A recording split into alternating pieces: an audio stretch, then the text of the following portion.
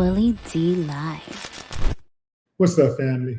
According to reports, Donald Trump, your president, on the outside is cool as a cucumber, but on the inside, he's shaking in his boots. Yeah, family say he's panicking because the Iran war is not going like he thought it would.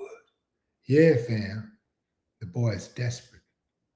Check him out in one of his allegedly cool moments.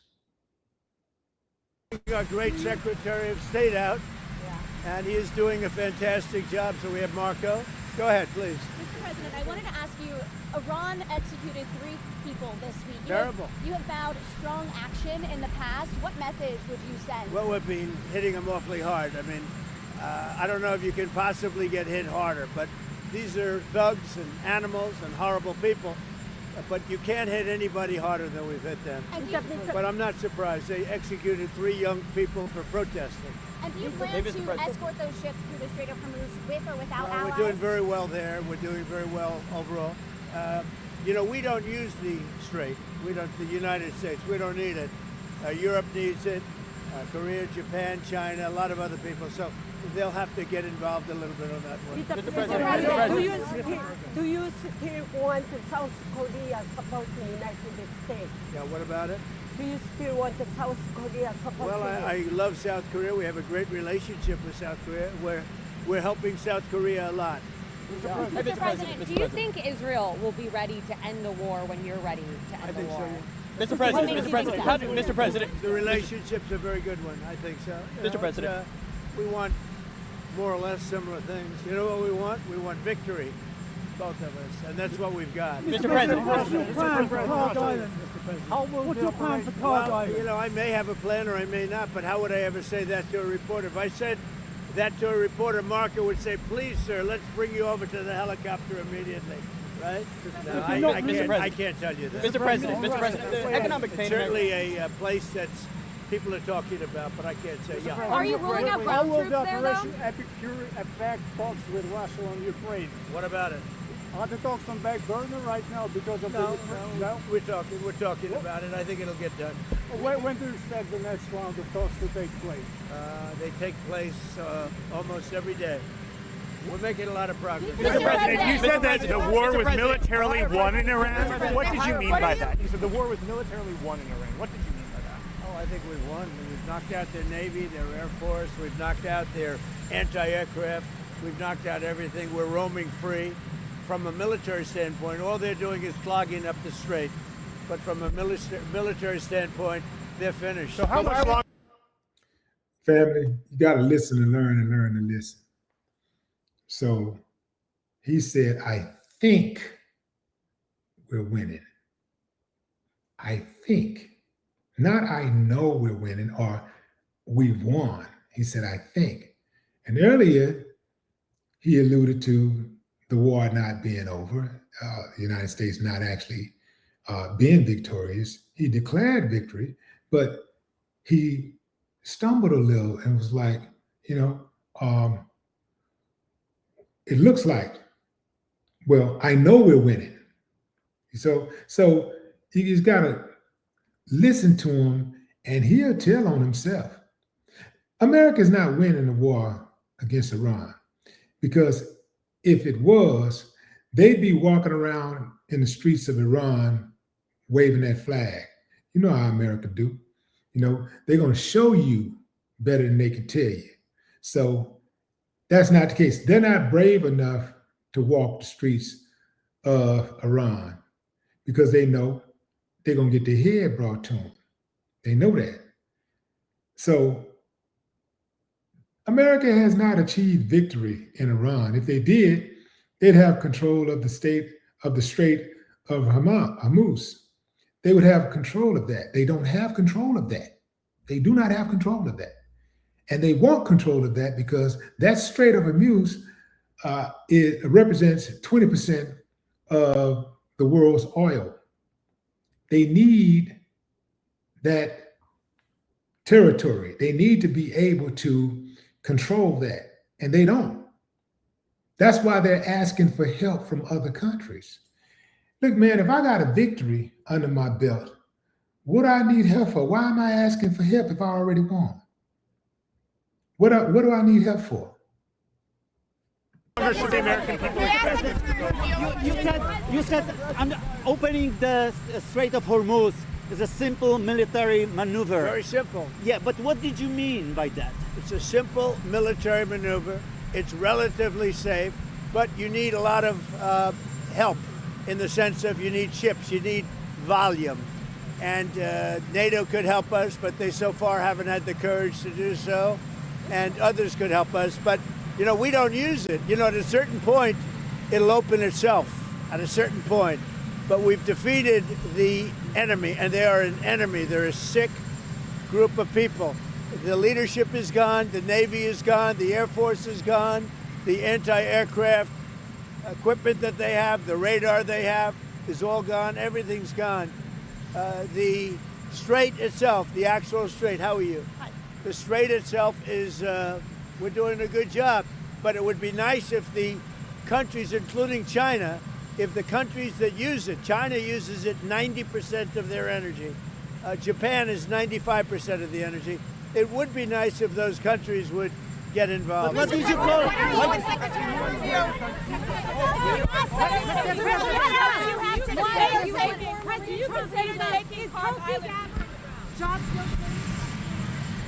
What? I thought you did a good job yesterday.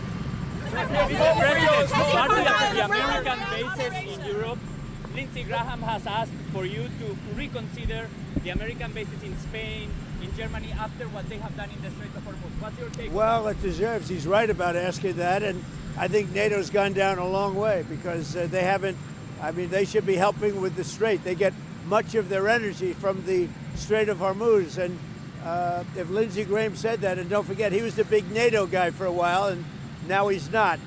And a lot of senators and congressmen, they're very upset with the fact that NATO has done nothing. Pope Leo is calling for a ceasefire in the Middle. Pope Leo is calling for a ceasefire in the Middle East and to reopen dialogue. What do you say to the Pope? Well, sir? look, we can have dialogue, but I don't want to do a ceasefire. You know, you don't do a ceasefire when you're literally obliterating the other side. They don't have a Navy. They don't have an Air Force. They don't have any equipment they don't have any spotters. They don't have anti-aircraft.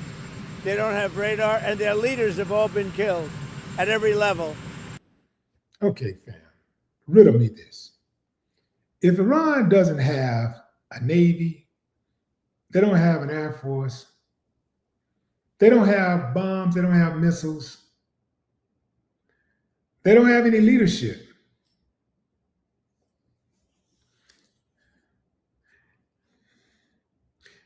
how are they still able to keep control of the Strait of Hormuz? How are they shutting down people? And how are they still bombing Israel? How are they still dropping missiles on Israel and other nations? Iran is very active. Like, they're not slowing up. It's not like one missile is taken off every 24 hours. They're bombing in succession. He says that he don't want to negotiate. Now, we know that's a lie because that's what he said at first. He said he was open to negotiation. And then he said that Iran wanted to negotiate. Iran debunked that and said, no, we never said we wanted to negotiate. We don't want to negotiate because we don't trust you. We were at the negotiating table with you before, and you reneged by bombing on us in the middle of negotiating. Why should we trust you? Why should we give you another shot? Why should we play that game with you of all people? You cannot be trusted. So why should we trust you? Iran said, no, we're going to keep on doing what we're doing and until we get what we want and until we are sure that something like this never occurs again. We will teach you a lesson. We're going to teach you not to mess with us. Now, family, usually when somebody say, I'm going to teach you not to play with me, teach you not to mess with me, I'm going to teach you not to try me again. Those people that, when they say something like that, when I look in the past, when I think about the past, and every time I've ever heard somebody say stuff like that, they were usually right on track. You know, it usually turned out like they said. That person never tried them again. You know, that entity, that business, that company, whoever, that country, whoever, never tried them again. So perhaps Trump is just kind of slow to process the gravity of what he's doing out there and who he's dealing with. He has already he has cost his party numerous seats in the midterms. In fact, about a quarter, listen to what I'm saying, fam, about a quarter of Congress, Republican congressmen and women, have already said they're not even seeking re-election. They're not going to even seek re-election. Do you know what that means? That means they're going to get their hats brought to them. Because usually, if you're already in, it's easier to win. Incumbents have a much greater chance of success than people who are trying to come in and take their spot. They have a greater chance of success because they're already in. People on the outside who want favors from them already are saying, well, I'd rather ride with this person right here because they're most likely to win. Plus, I already got a relationship with them. So I'm going to keep on riding with the horse I came in on, right? I'm not going to try to switch gears, and I'm not going to try to switch horses in the middle of the race. So this is why incumbents have a much greater chance of success than those who are coming in at an entry level. So he has cost his party the midterms. Republicans are going to get decimated. They will be absolutely destroyed in the midterms.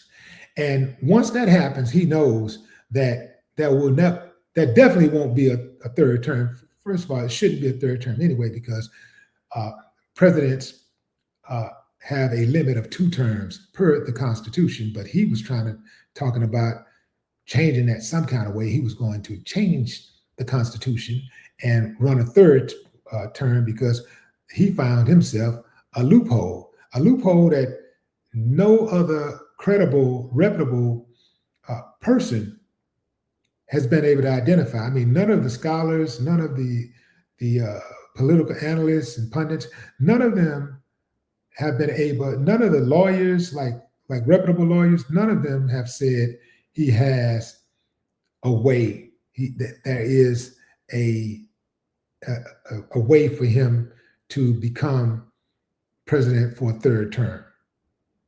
This second term, 2028, is a wrap.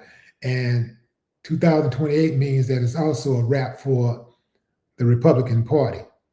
And I don't know how long that wrap is going to last, because the Democrats have been known to fumble the ball. They fumbled the ball when Biden came in office. He fumbled big time. So they had it all. They had everything they needed, and they lost it all because of Biden's policies. Yeah, I know some of y'all Democrats don't like to hear that, but that's just the way it is. That's the way it was. And it seemed like to me, all of these guys do the same thing. One get in, and they get in and they act a damn donkey. They misuse and abuse and disrespect the people who voted for them. And next thing you know, they're out. The next party come in, they turn around and do the exact same thing. Next thing you know, they're out. But the difference is this time around, Trump has took a dump on everybody. Republicans, Democrats, independents, everybody. Like everybody catching strays and direct headshots from him. He's making it hard on everybody, especially his constituents, the people who voted for him. Interesting. Y'all still voting for him? Drop a comment. I'd love to hear your thoughts. No more talk.